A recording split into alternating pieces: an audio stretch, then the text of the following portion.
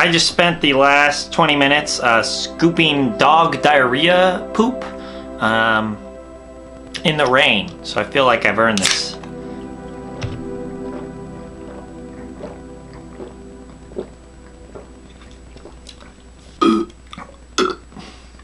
This is really cold. So I was recently watching a Super Bunny Hop video about Metacritic and the comparison between the top 100 on Metacritic versus game sales, and doing all this sort of highfalutin gamer boy knowledge stuff, which is kind of his shtick. And Super Bunny Hop makes great videos.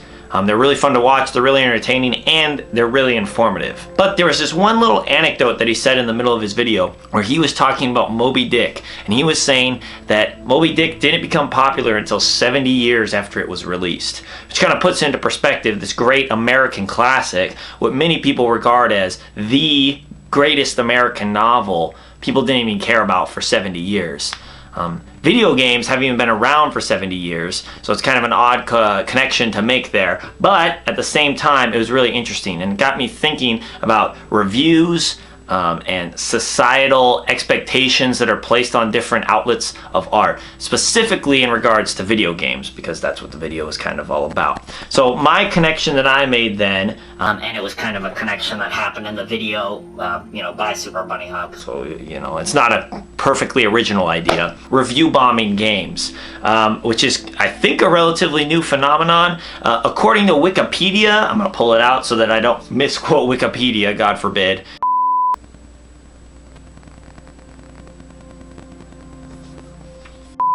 According to Wikipedia, the earliest case that they cite, at least, of review bombing is in 2008 when Spore was released. Because Spore came out with DRM, and that made people really mad because they wanted to do what they wanted to do with the video game. And so then they went on and started to sort of post negative reviews. If you don't know what review bombing is, I suppose I should say that. It's basically when a whole bunch of people go onto user reviews and just leave negative scores for things. Very rarely does it seem like review bombing actually happens because something to do directly with that piece of media. Instead, it's related to some social issue or something beyond just what the actual gameplay or movie or book actually is. It generally has other aspects tying into it. One of the biggest things that I noticed is when people get upset, they want their voices to be heard, and so because of that, they're gonna leave negative reviews. The most confusing and frustrating version of review bombing is when a piece of media has not even been released yet, and instead people are still leaving negative reviews about that piece of media. For instance, the Ghostbusters 2016 movie, because people were mad about it because there were girls in it instead of boys. And it just got review bombed. Oh God, terrible movie, how dare they. Captain Marvel, because it was a Captain Superwoman instead of a Superman. So, and there's lots of reasons tied into this. Maybe it's just the whole bandwagon activity where once one person starts it, lots of people want to join in. Maybe it's because these people actually think that their voices and opinions matter. And I think that's really the key thing. Everybody nowadays wants to have a voice. Right? You can blame social media. That seems to be the common thing. Is, yeah, now that everybody has a Twitter account, anybody can say whatever they want, and that's causing the downfall of society. Which I don't think is true. I think everybody throughout the history of all humankind has wanted their voices to be heard, but now we actually have an avenue to do so. With the proliferation of things like the internet, which is the biggest thing, and then later on with things like user reviews, people's voices, they thought, actually mattered and could actually affect the sales of a game. So then that could be used for a positive effect by leaving a positive review for a game that you actually enjoyed, or it could be used for a negative effect by trying to take down a game, ruin its reputation potentially before it's even come out. I think the key thing to remember is that in all actuality, it doesn't matter. User reviews, in my mind, and I think in a lot of people's minds, are placed on a very low level of importance. If it's a real world object, I might actually pay a little bit more attention to something like that. If there's an object on Amazon that I'm trying to buy and it has a 1-star review, I might steer away from that. If I'm going to the dentist and that dentist has a 1-star review, or a bunch of 1-star reviews, I should clarify, on Google or Yelp or what have you, I might take that into account. But with video games, I feel a whole lot less pressure. Video games are supposed to be a leisurely, fun activity. And I know that's easy for me to say because maybe I have a little bit more spending money. It's a lot easier for me to buy a game or to invest in a game. And after, a couple hours, if I don't like it, to me kind of go, that sucks. I spent $30 or $40 or $60 or whatever on it, and I'm really disappointed, and then just kind of hang it up. And for some people, that's not so easy. But at the same time, to take something like that so seriously that you feel the need to directly attack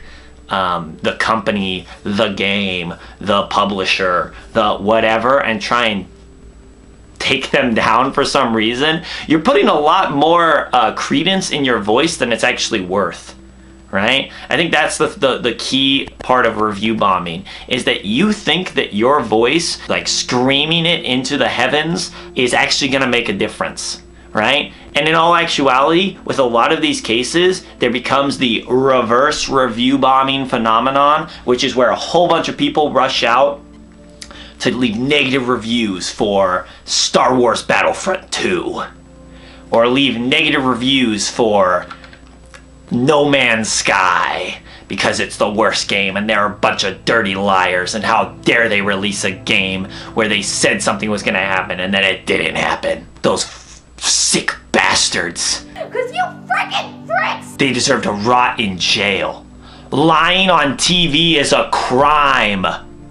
It's a crime. But after a whole bunch of people rush out to leave those negative reviews, there's a whole bunch of other people who rush out to leave positive reviews, okay? And not even because they necessarily really, really enjoy that piece of media, but just because they want to be the dissenting voice. They want to be responding, and they want to have that divide between them, right? It becomes this us versus them mentality where we're going to defend Captain Marvel because we're feminists.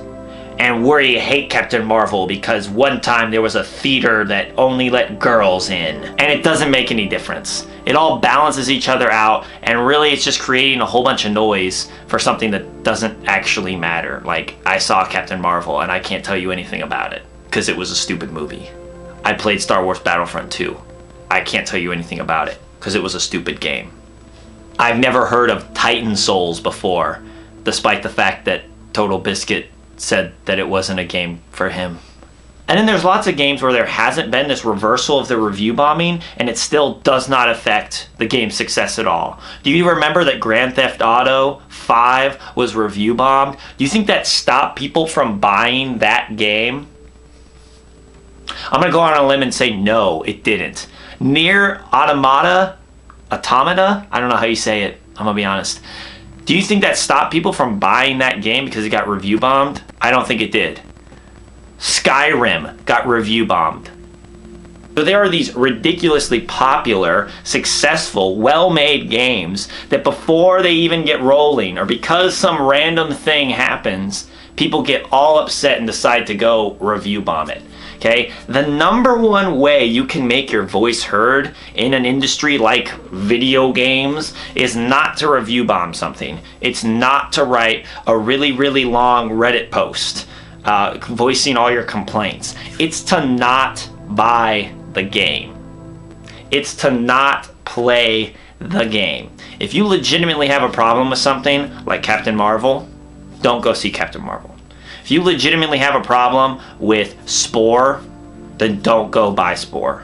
If you legitimately have a problem with fill in the blank example, whatever it may be, then just don't buy it. These games are made by companies. Companies exist to make money. If you take away their profit, then that's the only way that you can communicate to them that they're actually going to listen to. Okay? Because they're getting in the press if you're review bombing. They're getting talked about because you're review bombing them. People probably pay more attention to a title that gets review bombed than something that people just don't talk about. That's the way to do it. There's this idea that you need to have your voice heard. You need to get it out there. But review bombing's not the way to do it. It doesn't make any sense to me. And in the long run, it's one of those things that I think just seems really immature, right? If gaming is trying to move into a new sphere where it's more mainstream, which it is more and more and more, right? And we're trying to not look like a childish activity as gamers, one of the things you have to do is leave behind these childish tendencies that a lot of gamers seem to have. And one of those things is freaking out for small, insignificant reasons, and then feeling like you have to scream about it on the internet. Now, that being said, that's just my opinion, and who knows, maybe you're gonna review bomb this video. I don't know. It doesn't really matter. And at the end of the day, I think that's what you can all just take home with you, is that this is just my opinion, and it doesn't really matter that much. So, that's... Yeah,